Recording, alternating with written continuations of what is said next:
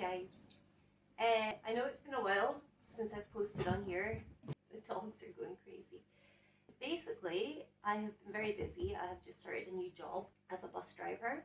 So that has taken up a lot of my time. I've been on awkward shifts, plus doing training and everything. So obviously life's been a bit busy. As you can see, I'm sitting in my Grinch hoodie. Hi, Issa. This is one of my days off after 7 days at work. So it's been busy, to say the least. But anyway, I'm here to say that I'm going back to attempt the West Highland Way. I'm going in August. I've got 2 weeks off work, so I figured August would be a really good time to do it. Oh, hello. And with that in mind, I realised I didn't really do a debrief of my last trip. So today's video is really just me trying to go through everything that went wrong last time, go through what I would do differently the next time, to let you know what I've implemented to do differently the next time. So, first time round, which was in April, I packed as lightly as I could anyway for all the food and equipment I needed for the week. But, unfortunately for me, my timing was not great.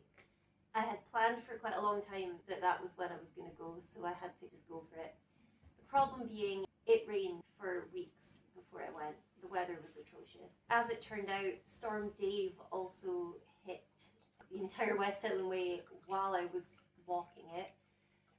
So it basically just rained from the minute I got off the train. Day one, I managed to make it to Drimmen, went to the campsite there, absolutely soaked. My shoes were soaking. I had really good waterproofs, I had good walking boots, but I was soaking wet, aching because I was soaking wet. That way you just get, I wasn't even that cold, I was just damp and miserable. Plus, that first day I found really tiring because along the way from Milnagvie to Drimmen, there's a path that's not very wide, and really that time I went, it was just puddles with mud surrounding the puddles. So the path was like a giant puddle with mud kind of up the sides into the banking, and you basically had to climb up the grass to get away from the puddle. So I feel like I probably did an extra few thousand steps just trying to climb out of the way of the wet puddles. It was so difficult. I really struggled. Plus I had all my kit. Obviously I was taking all the food for me and Issa, which I managed to whittle that down to a fairly light weight, but even then, you've got 8 days worth of food, it's always going to weigh something. Plus, I wore walking boots. Now, I'm going to come back to this soon, but the walking boots got wet because obviously the rain was coming in the top of them despite my waterproofs. And then when I got to Drimmen camping, set up my tent, put everything in the awning, it just wouldn't dry. Nothing dried. My jacket was still soaking, my bag was still soaking, my boots were soaking. My socks that I hung up to dry were still soaking. Everything was soaking. So the next day was the day that Storm Dave was due to hit, which was the Saturday. And of course, I have Issa being a toy poodle. Toy dogs are really, their temperature doesn't stay the same as bigger dogs. So they're more prone to going hypothermic. So what I had to do was, sorry, Issa just escaped out of the garden. Come here, she's there. Move your bum. Sorry about that. Issa decided she was escaping out of a hole in the garden fence, didn't you, monster? What was I saying? Yes, toy dogs. They are prone to hypothermia and they don't really regulate the body temperature as well as bigger dogs, do you? So I had to make the decision to keep her fleece on her. She's got an equi fleece that fits her really well, fits like a glove. But she also had to wear her waterproof raincoat, which is a Herta one. Issa! And she had to wear that on top of the fleece. By the end of day 2, we stayed at the Rubber Den Inn Hotel because the storm was due to hit and I really didn't want to get stuck out in that while I was camping. And we got to the hotel, everything was okay. My ankle was starting to hurt a little by this point, but I just thought it was just a bit achy. And then we went to the bar to get our dinner, and I noticed Issa would not use one of her front legs. She was literally holding it up and was walking on 3 legs. And I took her jumper off and she had rubbed her armpits raw. Oh, hello, come up then. She had rubbed her armpits raw and that's why she didn't want to walk. It was just really painful for her. So I thought, we'll see how she is the next day. The next morning I woke up, my ankle was making a horrible creaking noise. It's called, is it crepitus? Which only got worse through the night, and by the morning I could not put weight on my ankle. And Issa was still unable to put weight on her front legs really properly. So between the two of us, we basically were both injured. I think from slipping and sliding around in the wet, and Issa from having to wear so many clothes, hey? So we phoned my husband and he came and got us. I was so devastated. Honestly, I was so upset. I'd been planning that walk for the best part of 6 months, and for it to go downhill so quickly in only maybe 2 days, I was gutted, honestly. So this brings us to August's attempt. What am I going to do differently? So I aimed to wild camp as much as possible last time. That meant I obviously had to carry my kit the whole way. But this time, we are not carrying the kit the whole way. We're going to book a baggage handling service. I'm going with one that can also pick you up at the end of the trip and drop you off at the train station, which I think is a brilliant service to offer. It's going to work out around £100, but I think that's a really good price for the knowledge that I'm not going to have to worry about all of my gear throughout the week. So that brings us to campsites. I'm going to need to camp at campsites because obviously they can't deliver your baggage into the wilderness. So fair enough, that's not that big a deal. So I've booked all my campsites. I booked them all yesterday. Maximum £15 a night. One of them was only £10 a night. I don't think that's bad for potentially 6 nights of camping. I've come in barely £100, which I think is actually really good.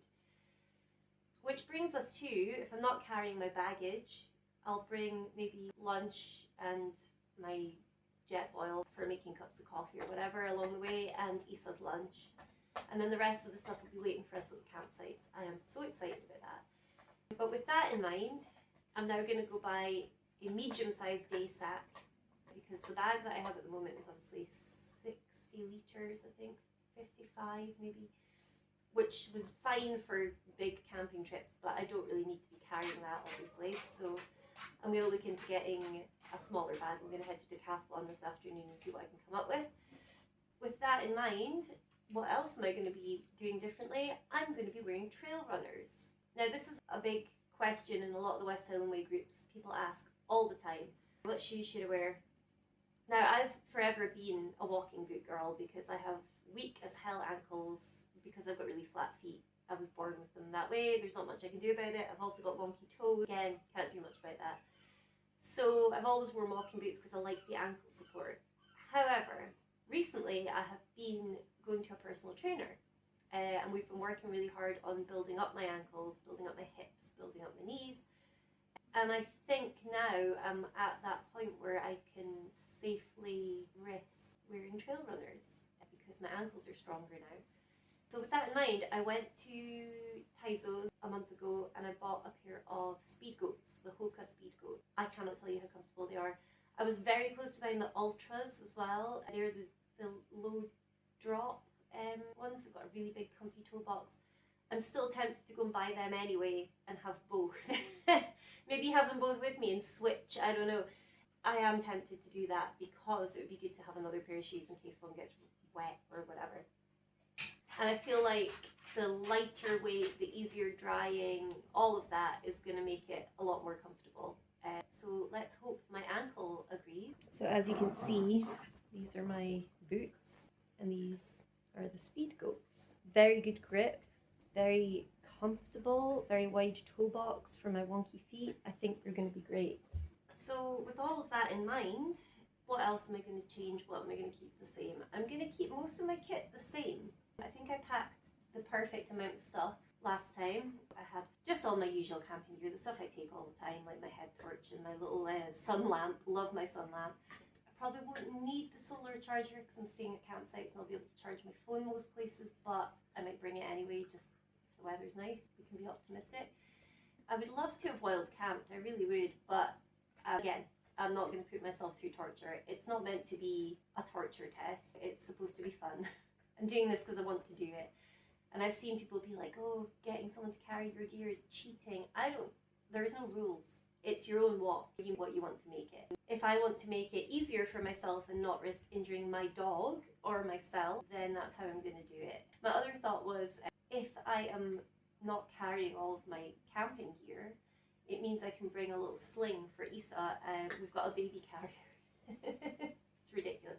But we have a baby carrier in case she hurts herself or gets tired. It means we can just stick her in the carrier, wrap her in a blanket, off we go.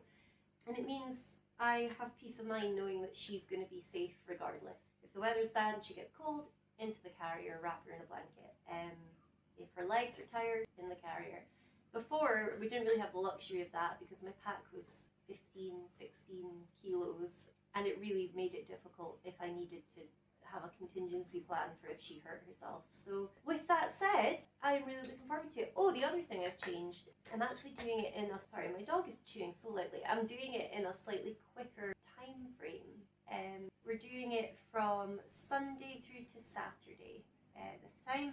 So the last time we did it, it was over 8 nights, 9 days, and this time obviously less. So let's hope without the bags I can do longer days with less issues. Fingers crossed. Anyway, if anyone has any questions, let me know. I'll drop a list of all of the gear that I'm going to take sometime soon, probably not at the end of this video, but in the near future. I'm going to be getting my kit all washed and ready to go again. If anyone would like to know where I'm camping, I can give you a list of campsites as well. There's some really decent campsites along the way. I've stayed in them before for other things. But wish us luck. We're going to be raising money again. The money from last time, even though it was a failed attempt, the money still went to the Dogs Trust. So the plan this time is that we're still going to raise money for the Dogs Trust. I'll put a link to the website at the bottom of this video. If anyone could donate even a few pounds, that would be much appreciated, because Issa came from the Dogs Trust, didn't you? So did Lupa, who's currently watching birds on the windowsill. I just thought it would be nice to give back to them because they're a really worthwhile cause. Oh, here comes Laika. Hi, baby. Because, like, I'm just glad I'm not having to do it. Hey, Laika has been up many a mountain with me, many long distance hikes, etc. But Laika's not a mountain girl. She loves hiking. She loves Loch Nguyen we did in the autumn last year. She had the best time. But she was never a mountain fan. She would walk them, but it was very much like, oh, do I have to? So no, you don't have to anymore. Your sister has taken the mantle from you, hey? You good girl. So anyway, guys, now that you've done nothing but hear my dog chewing and see my old Staffy come for a cuddle, let me know any questions, comments, suggestions, hints or tips in the comments below. And it was nice to see you guys again. I feel like I've been away forever, and hopefully I'll have more time to do this again in the near future. Thanks, guys.